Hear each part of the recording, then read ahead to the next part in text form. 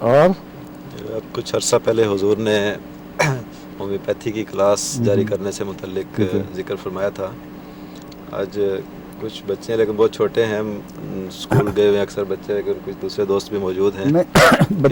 بچے تو بیچارے کلاس نہیں سمجھ سکیں گے. جی بچوں کو تو بطور مریض پیش کیا جا سکتا ہے. مثلا یہ ہے کہ مجھے پوچھا جا سکتا ہے کہ قد چھوٹا ہے, اس کے قد لمبا کرنے کی کیا علاج ہے, کیا دوائی ہے اس کی. اور باقی بڑے ہونے چاہیے. مختلف, میں نے کہا تھا آپ کو کہ 2 قسم کی کلاسیں لگائیں. ایک یہاں کے نوجوانوں کی, لڑکوں کی الگ, لڑکیوں کی الگ. اور بعض دفعہ بعض خواتین بے تکلفی سے اپنے اندر ہی سوال کر سکتی ہیں, مگر باہر ٹیلی وائز تو ہوگا, مگر وہ نظر نہیں آئیں گی بولنے والی ہیں. انشاءاللہ وہ آرگنائز کر ہاں کے وہ بھی ہو سکتا ہے. لیکن ایک جو عالمی مجلس اس وقت لگی ہوئی ہے, ان کو پہلا سبق تو دیا جا سکتا ہے ابھی, کیا حرج ہے. ہومیوپیتھی کیا چیز ہے اور کیسے شروع ہوئی, اس کا ایک پس منظر بتا دوں. پھر اس کے بعد رفتہ رفتہ بعض دواؤں وغیرہ کے تعارف, بعض خصوصی بیماریوں سے تعلق رکھنے والی دواؤں کا تعارف. تو اس طرح آہستہ آہستہ سب جگہ دنیا میں احمدیوں کا ہومیوپیتھک علم ترقی کرے گا, اور اس سے فائدہ یہ ہوگا کہ اپنے گھر میں روزمرہ کی دوائیں رکھ لیں گے, بات بات پر ڈاکٹر کے پاس نہیں دوڑنا پڑتا. اور اس سے پہلے میں اپنا بھی بتا دوں کہ میں ہومیوپیتھک بنا کیسے تھا. ہومیوپیتھ حضرت مسلم موعود رضی اللہ تعالیٰ عنہ بھی زندہ تھے. 1960 کے لگ بھگ کی بات ہے. تو ان دنوں میں,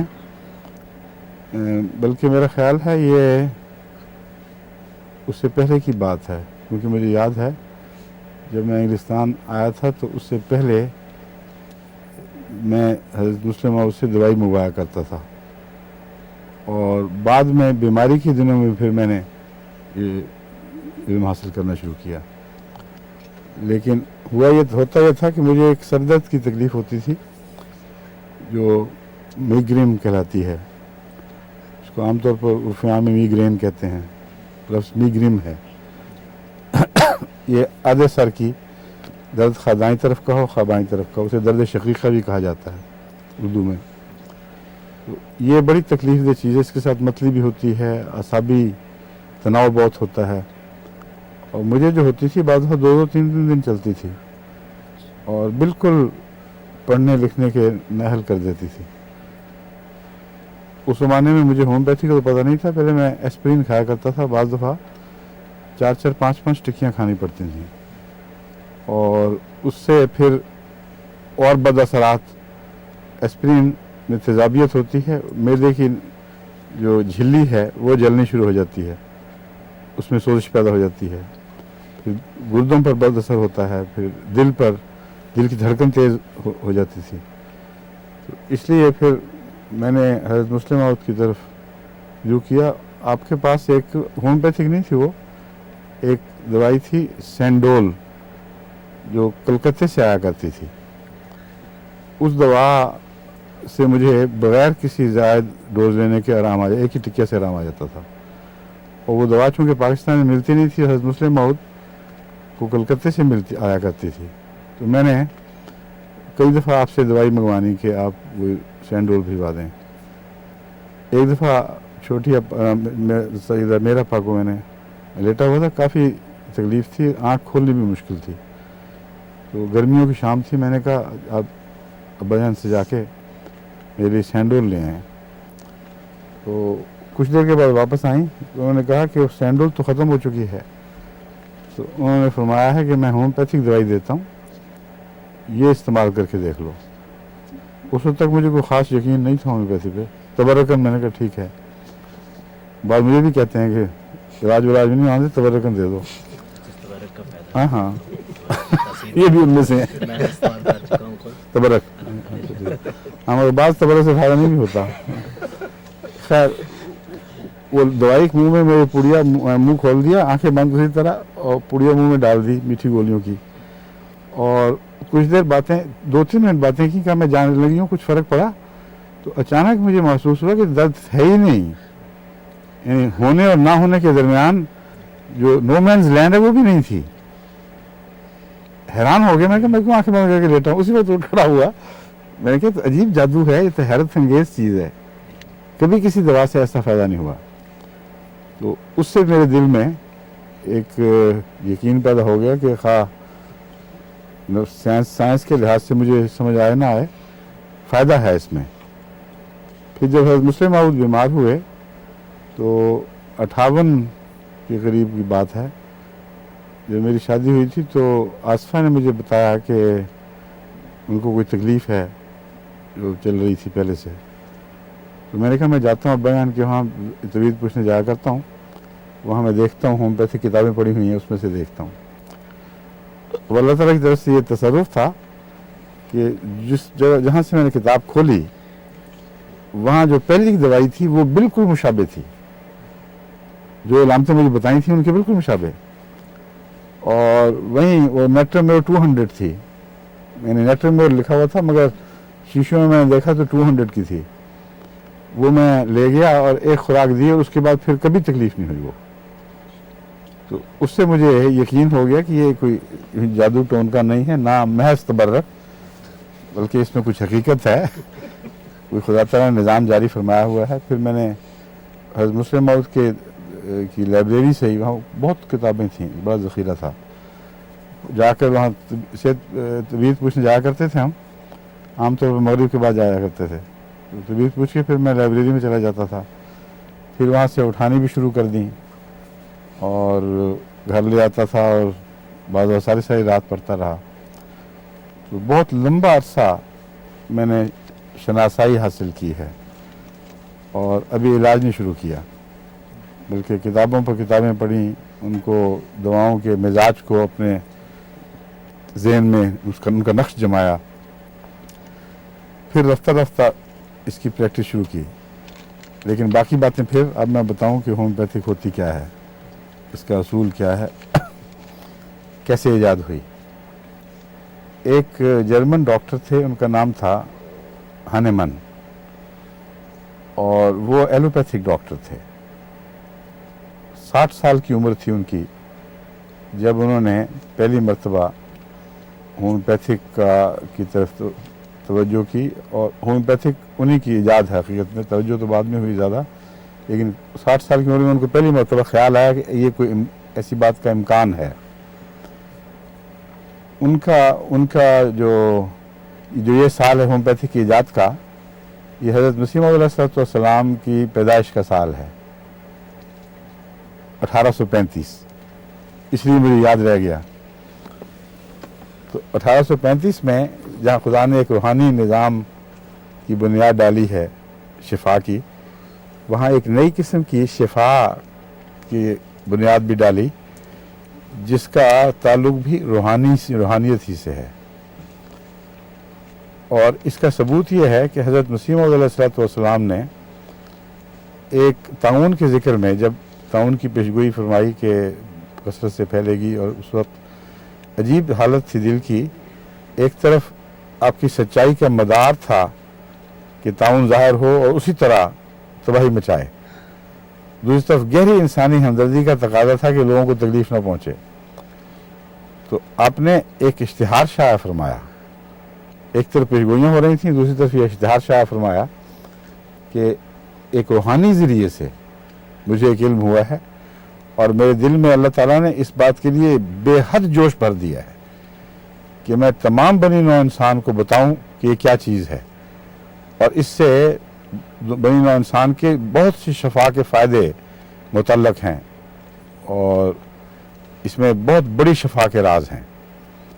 और वो बात क्या थी कि मेरे दिल में अल्लाह ताला ने, यानी यही रूहानी ज़रिए से ये डाला गया है कि इल्हाम का लफ्ज़ नहीं, लेकिन सिर्फ रूहानी ज़रिए का लफ्ज़ है कि अगर किसी मुल्क में गुदूदों की बीमारियाँ यानी ग्लैंड्स की बीमारियाँ हों और ताउन एक ग्लैंड की बीमारी है, तो उस मुल्क में अगर जल्दी अमराज फैला दी जाएं तो जो गुठलियों की बीमारियां हैं वो निकल कर बाहर जल्द पर ज़ाहिर हो जाती हैं और इंसान के जो अंदरूनी आज़ा हैं वो महफूज रह जाते हैं और जल्द की तकलीफ़ में मुंतकिल हो जाते हैं। और ये कोई बुरा सौदा नहीं, बहुत बेहतर है। अगरचे बज़ाहिर तकलीफ़ होती है लेकिन ख़तरनाक बीमारी से इंसान बच जाता है। तो फरमाया कि मुझे खुदा ताला ने ये दो सिखाए हैं, दो दवाएं, एक सल्फर और एक मरकरी, कि गंधक और पारे के ज़रिए अंदरूनी बीमारियों को बैरूनी तरफ मुंतकिल किया जा सकता है। अब जब मैंने होम्योपैथी शुरू की तो इस बात से मैं हैरान रह गया कि मैंने ही यही नज़रिया हनीमन ने भी पेश किया था, और उसने कहा था कि बाज़ दवाओं के असर से अंदरूनी बीमारियां बाहर की तरफ मुंतकिल होती हैं, उसको हम रद्द अमल कहते हैं, और लोग डर जाते हैं कि होम्योपैथिक से दवा लेते हैं किसी होम्योपैथ से, और अचानक जल्द पर तकलीफ होती है तो कहते हैं वो हम मारे गए, हमें बहुत तकलीफ बढ़ गई। और उन्होंने मुतनब्बे किया है कि मारे नहीं गए, फ़ायदे का सामान है, ये यकीनी तौर पर समझ लें कि आपको पहले से फ़ायदा होगा, वरना अंदर से कोई और चीज़ यूं ही बाहर फेंक ही नहीं सकती। जो दवा भी अंदर से बाहर की तरफ बीमारी को मुंतकिल करे वो अच्छी है, जो बाहर से अंदर की तरफ लेके जाए वो बुरी है। अब ये था हनीमन साहब का, ज़रा सा आप इस तरफ हो जाए, हाँ ठीक है, यानी एक होम्योपैथी के मुतालिक इजहार ख्याल, जिसमें ये दो दवाएं उन्होंने कहा ये हमारी चोटी की दवाएं हैं।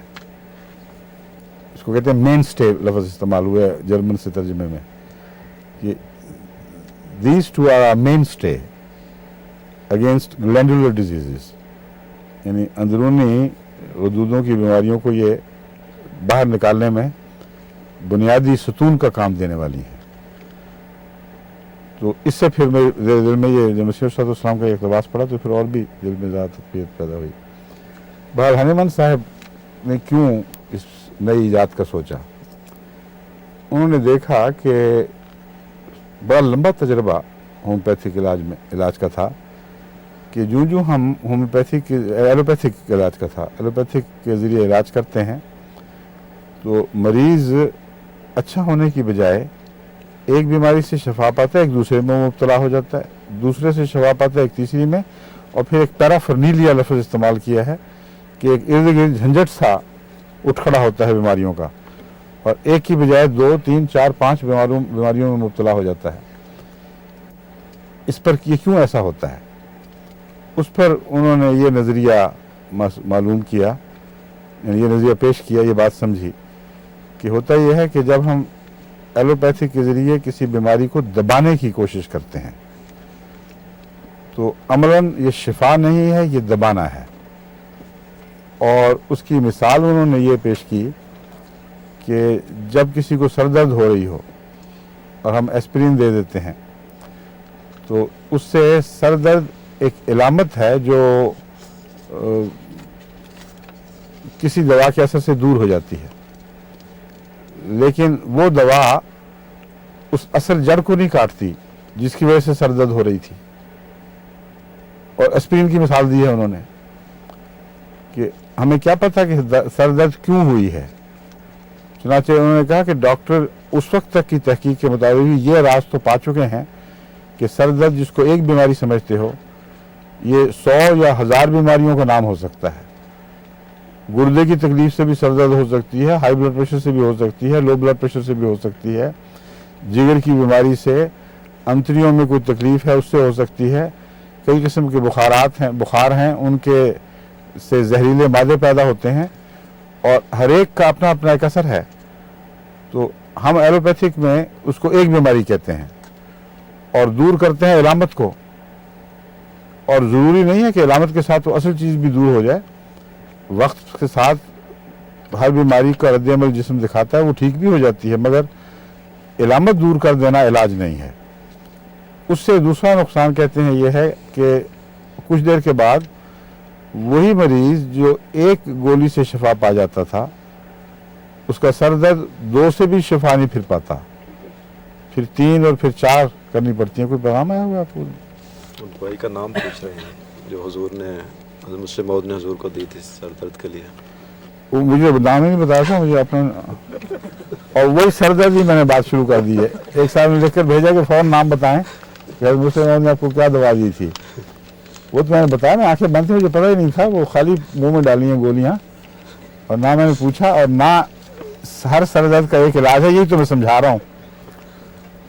इत्तेफाक से बात वही चल रही है जिसके मतलब सवाल आया। खैर उन्होंने इस पर ये बहस उठाई बड़ी लंबी दिलचस्प कि सर दर्द की 101 कॉजेज, जिसमें मुहावरा अंग्रेजी का 101 वजूहात हो सकती हैं। तो एलोपैथिक से जब आप इलाज करते हैं तो ज़्यादा कुछ देर के बाद जिस्म उसको कबूल नहीं करता और ज़्यादा देनी पड़ती है। जब ज़्यादा देनी पड़ती है तो हर दवा का कुछ मनफी असर भी होता है। जैसे एस्प्रिन एक तेज़ाब है और वो बाज़ झिल्लियों पे काटने का असर रखती है, तो उधर वो एक सरसरी असर को मिटा रही है, दूसरी तरफ एक गहरा नुकसान पहुंचा रही है और एक और बीमारी पैदा कर रही है। तो उन्होंने कहा मेरा तजुर्बा है कि ऐसे मरीजों को गुर्दे की भी तकलीफ हो जाती है, दिल की भी हो जाती है, जैसे मैंने बयान किया था अपने ज़ाती तजुर्बे से, यही बात उन्होंने लिखी है। तो कहते हैं इस पर वो कहते हैं मुझे ख्याल आया कि जिस्म जो कबूल नहीं करता असर को, इसका मतलब है जिस्म में मुकाबले की खुदा ने ताकत रखी हुई है और कुछ देर के बाद वो रद्द-ए-अमल दिखाता है और उसका मनफियत को ना कबूल करना ये भी जाहिर करता है कि शर के खिलाफ वो उठता है और शर को भी कबूल नहीं करता, इसलिए और ज़्यादा शर दिखाना पड़ता है उसके लिए, यानी तेजाबियत भी बढ़ानी पड़ती है नुकसान पहुँचाने के लिए। इससे उनके ख्याल में उनके जहन में ख्यालात का सिलसिला चल पड़ा। फिर उन्होंने एलोपैथिक किताबों से तहकीक की और वो तमाम दवाइयाँ अलग करके उनकी फहरिस्त बनाई, जिन दवाओं के मुतालिक तमाम अतिब्बा जानते हैं कि उनको अगर थोड़ी मिकदार में दिया जाए तो बाज़ बीमारियों का वो इलाज हैं, अगर ज़्यादा दिया जाए तो वही बीमारियां पैदा करती हैं। मसलन इन्होंने मिसाल दी हुई है इपिकॉक की, जो मछली की बड़ी एक चोटी की दवा है, लेकिन आगे मैं जैसे कि समझाऊंगा हर मछली के लिए असर नहीं दिखाएगी। आगे जब मजमून खुलेगा तो फिर आपको समझ आएगी कि ये इसका तरीक़ा इलाज क्या है। और इसी तरह opium, tincture OPI, tincture ipecac और टिंचर ज़ंज़िबार, ये मिलाकर मैदे की ऐसी तकलीफ़ों के लिए देते थे डॉक्टर क्लासिकल नुस्खे में, बड़ा अच्छा होता था नुस्खा। उसको थोड़ा सा सोडा बाइकार्ब डाल दिया करते थे जिससे वो मछली हट जाती थी या सर दर्द को भी कुछ आराम आता था। तो उन्होंने कहा कि ये सब डॉक्टर जानते हैं, मैं भी जानता हूँ कि अगर इपिकॉक ज़रा सी ज़्यादा दे दो तो मछली पैदा करती है, और इसी तरह ओपियम शदीद मछली पैदा करती है अगर इसको किसी को ज़्यादा दे दी जाए। फिर मुझे ख्याल आया कि ओपियम जो लोग ज़्यादा खाते हैं वो इतना खा जाते हैं उनको कुछ भी नहीं होता, और जिसको आदत नहीं है उसको ज़रा सी ज़्यादा हो जाए तो वो उठा के रख देती है, पसीने छूट जाते हैं उसके और कै मछली और फिर बेहोशी तारी हो जाती है। तो इस ख्याल को मज़ीद तक़वियत मिली कि जिस्म में अल्लाह ताला ने हर किस्म के बैरूनी हमले से दिफा की ताकत रखी है, लेकिन उसको उसके ऊपर जिस्म को ख़बरदार करना और उसके ख़िलाफ़ मुस्तैद करना बहुत ज़रूरी है। वरना बाज़ दफ़ा हमला इतना अचानक होता है, जैसा कि उन्होंने कहा ना कि अचानक किसी को दो तो जो पहले से तैयार नहीं किया गया वो मगलूब हो जाएगा। तो कहते हैं बाज़ दफ़ा हमला इतना अचानक होता है कि मरीज़ फिर मगलूब हो जाता है। या और ऐसे मुहर्रिकात हैं, मसलन जिस्म में वैसे कमज़ोरियाँ हैं बाज़, उनके ज़रिए वो उसका दिफा कमज़ोर हो जाता है। फिर उन्होंने एक और तहकीक की, उन्होंने कहा कि मैंने ये देखा है कि एक ही फ़िज़ा में पलने वाले बाज़ लोग हैं जिनको टीबी हो जाती है और बाज़ों को नहीं होती, और बाज़ सारी उम्र टीबी वालों की खिदमत करते हैं, उनको कुछ भी नहीं होता। हमारी थी आपा नसीरा, मियाँ खुर्शीद अहमद साहब की वालदा और मियाँ अज़ीज़ अहमद साहब की छोटी बेगम, उन्होंने अपने दूसरे बच्चों की जो पहली वालदा से थे, भाई सईद और भाई मुबारक, उनकी बेहद खिदमत की। लोग हैरान होते थे कि छोटी उम्र की लड़की, इसने अपने आप को हल्कान कर दिया है, लेकिन अल्लाह के फजल से कोई टीबी का असर उन पर नहीं रहा, ना हुआ कभी, ना कभी बाद में ज़ाहिर हुआ, मतलब है। तो यही हनीमन ने बात नोट की कि ये अजीब बात है, बाज बीमारी पकड़ लेते हैं, बाज नहीं पकड़ते। तो इसका मतलब ये है कि बीमारी के खिलाफ जिस्म में ताकत ज़रूर मौजूद है, लेकिन बाज़ और किस्म की अंदरूनी कमज़ोरियां हैं जो उस दिफा को कमज़ोर कर देती हैं। इसकी तरफ हमें तवज्जो करनी होगी कि वो क्या है, इस मसले को समझना चाहिए। फिर उन्होंने कहा कि हम जब इलाज करते हैं मसलन एनीमिया का, तो कहते हैं जी इसमें आयरन की कमी है और आयरन देना शुरू कर देते हैं। और फिर जब आयरन से फ़ायदा नहीं होता तो फिर कहते हैं इसमें फोलिक एसिड की कमी है, वो भी साथ दिया जाए वरना आयरन हज़म नहीं होगा। कहते हैं वो ये क्यों नहीं सोचते कि उसी घर में वही ग़िज़ा खाने वाले दूसरे बच्चे, बड़े छोटे सब हैं, और वो अच्छे वाले हट्टे कट्टे और उनके चेहरे सुरख, और एक बेचारा मदकूक हुआ हुआ, चेहरा दर्द, उसमें खून ही नहीं पैदा हो रहा। तो आयरन भी वो उतना ही खा रहा है जितना बाकी खा रहे हैं, फोलिक एसिड भी उसमें उतना ही जा रहा है जो उसको जज़ब करने में मदद करता है। तो क्या वजह है, उसको क्यों नहीं हो रहा? तो उससे उन्होंने ये नतीजा निकाला कि जो बीमारियां हैं ये बहुत से इम्कानात, एहतमालात रखती हैं, और हमारे पास वो ज़राए नहीं हैं कि हर बीमारी की कुनों को पकड़ लें और ये मालूम कर सकें कि इसका असल मुहर्रिक क्या था।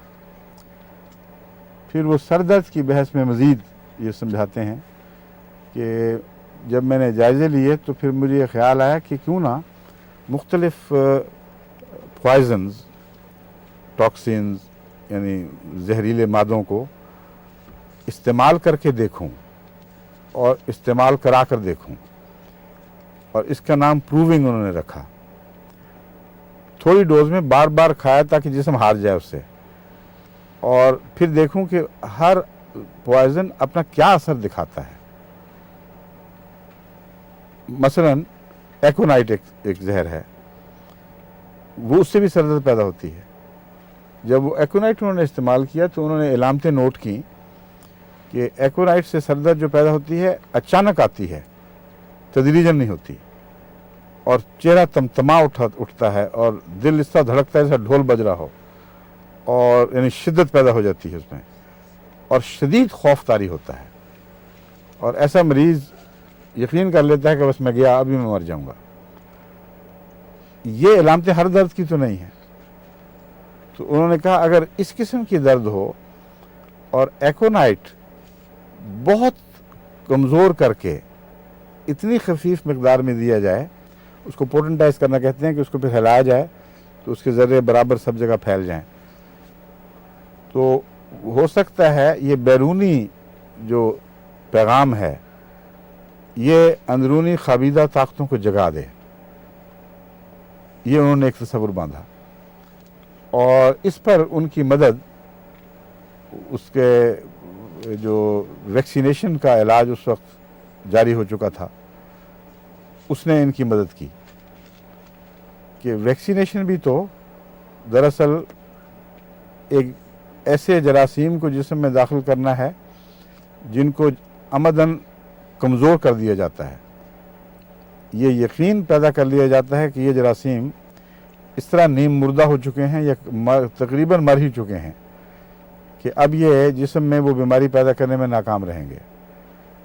उसके ख़िलाफ़ जिस्म रद्द-ए-अमल दिखाता है और कामयाब रद्द-ए-अमल दिखाता है, मगर बाज़ में शदीद बुखार भी चढ़ जाता है, जिस्म टूटने लगता है, मगर वो बीमारी नहीं होती, और फिर 3-3 साल तक उस बीमारी से इंसान कुलियतन महफूज रह जाता है। फिर वो बड़ी मकदार में भी जरासीम अंदर वो फेंक दो उसके, तभी भी कोई फ़र्क नहीं पड़ेगा। तो ये जो तहकीक का रास्ता था ये आगे खुलता चला गया, नए दरवाजे खुलते रहे।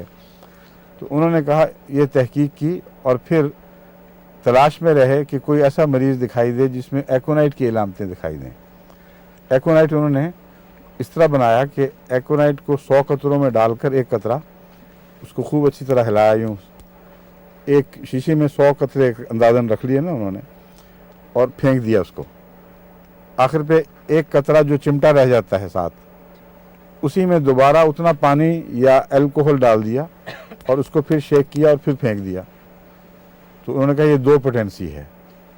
पोटेंसी का भी बता दूं क्या होती है यानी एक कतरे का 1/100 अगर हो तो उसको एक पेटेंसी कहते हैं, और उस 1/100 का 1/100 यानी 10,000वां हिस्सा वो 2 पेटेंसी है, और 10,000वां हिस्से का एक लेकर उसको फिर 100 से ज़रब दे दो तो कितना बन जाएगा? 10 लाख हो जाएगा या ज़्यादा? 1 करोड़ है, 2 सिफरे और हो जाएंगे बस, वो तीसरी पेटेंसी है।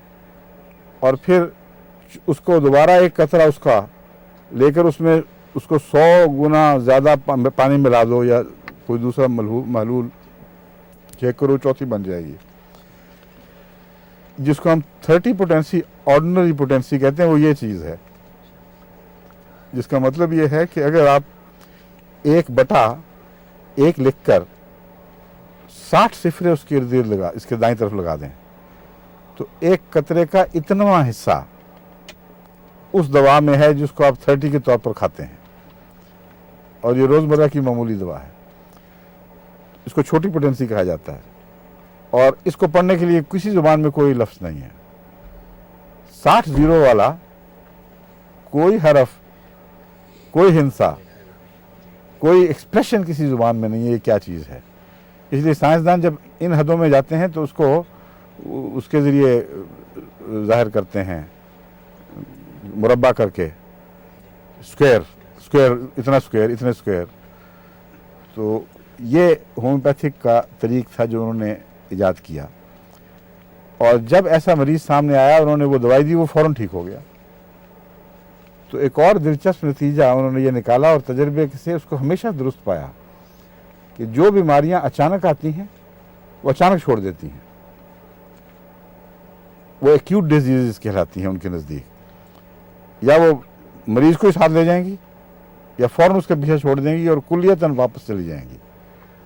और जो बीमारियां आहिस्ता आहिस्ता पैदा होती हैं उनको एकदम दूर करने की कोशिश भी नहीं करनी चाहिए।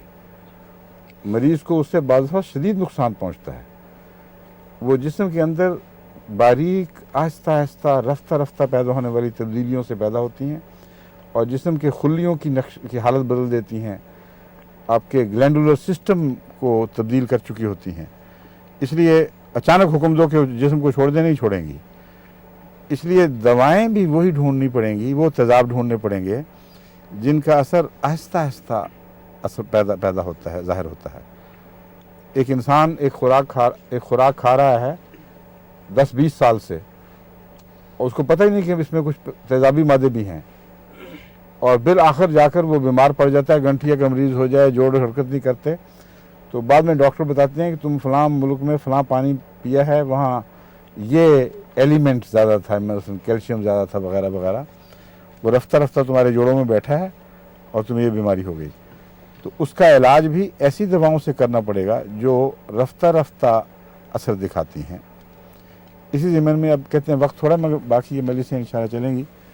हर रोज़ तो नहीं हो सकेगी, मगर 1-2 दिन मैं चलाऊँगा, फिर वक्फा डाल के। तो उन्होंने सोचा कि बाद और बीमारियाँ दवाएँ सर दर्द पैदा करती हैं। बेलाडोना एक है जिसको हम एलोपैथी में कसरत से इस्तेमाल करते हैं। जोड़ों में वरम हो, फोड़े पकाने हो, उस पर भी बेलाडोना प्लास्टर लगाया जाता है।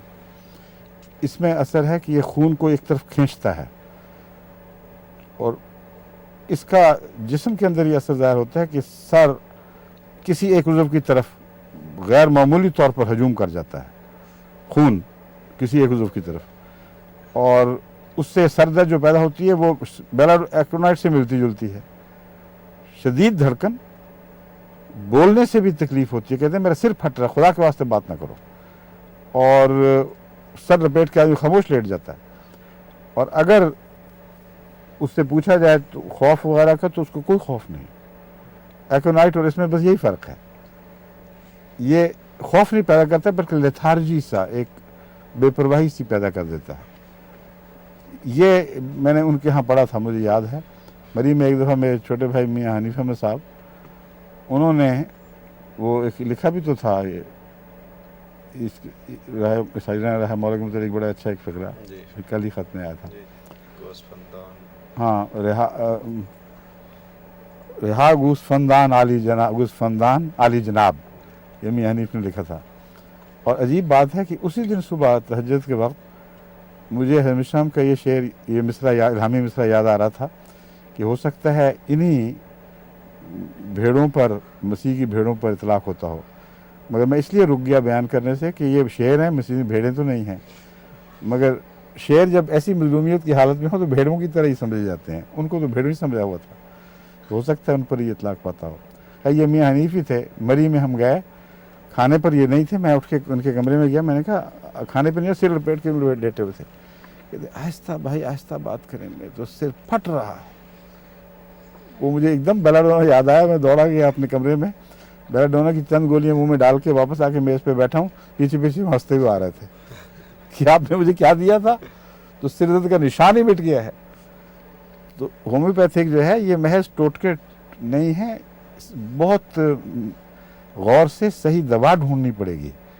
अब एक एस्प्रिन नहीं है हमारे पास, 101 बीमारियां सिर तेज़ाब या तेज़ाबी मादे अगर सिर दर्द पैदा करते हैं तो हर एक की इलामतें अलग अलग हैं, हर एक के लिए अलग दवा है।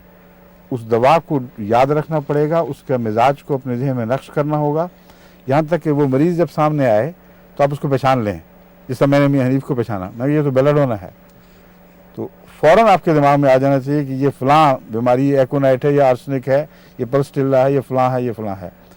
फिर अगर आपका ख्याल दुरुस्त है तो दवा तीर बहदफ होगी।